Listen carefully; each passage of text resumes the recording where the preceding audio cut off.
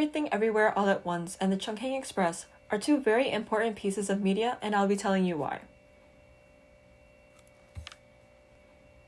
Hi everyone, my name is Alex, and for today's video, I'll be going in depth on their narrative and how they change post-production forever. Both movies have similar themes in the use of time. Everything Everywhere is set in one day with a deadline to meet, and Chungking Express uses expiration dates and physical clocks to show how time passes. Each relates to time as an important element in their film. Did you know the directors of Everything Everywhere, Daniel Kwan and Daniel Steinhardt, took inspiration from Wong Kar-wai, the director of The Chungking Express and Fallen Angels? In the films, they both use a shooting technique called step printing.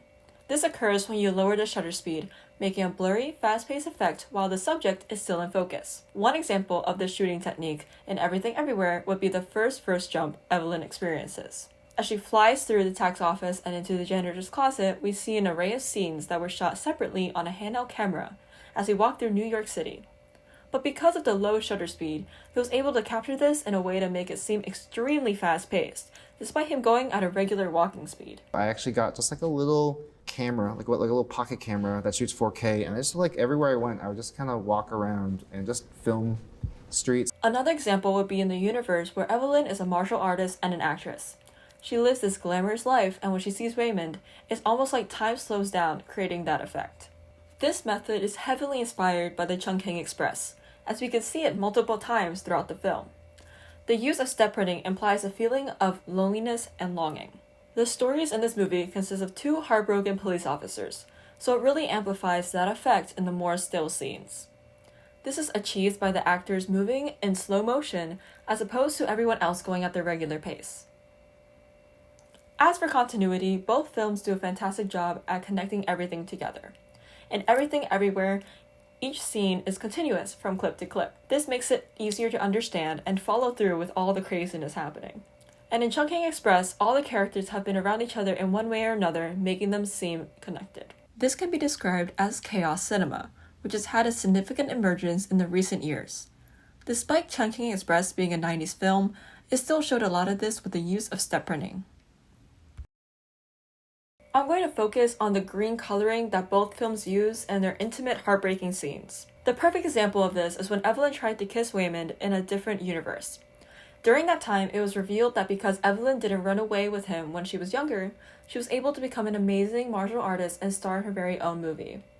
Raymond takes a step back and says, 多年前，我们刚开始谈恋爱的时候，你爸总是觉得我的心太软。也许当时他是对的。尽管离家让我心碎，我想告诉你，如果有来生，我还是会选择和你一起报税，开心一点。In Chungking Express, the scene that relates to this is when Cop 223 is eating 30 cans of pineapples. Now, if you've never seen the movie, you might not know the importance and significance of the pineapple cans. For the entire month of April, he bought pineapples that would expire on May 1st, signifying the end of his and his ex-girlfriend's relationship.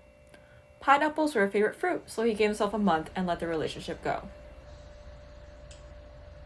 不知道算不算是一个记录呢？那天晚上，我吃掉所有的凤梨。 These two scenes utilize the green tint, making it a more heartbreaking, intimate scene rather than a loving, bright one.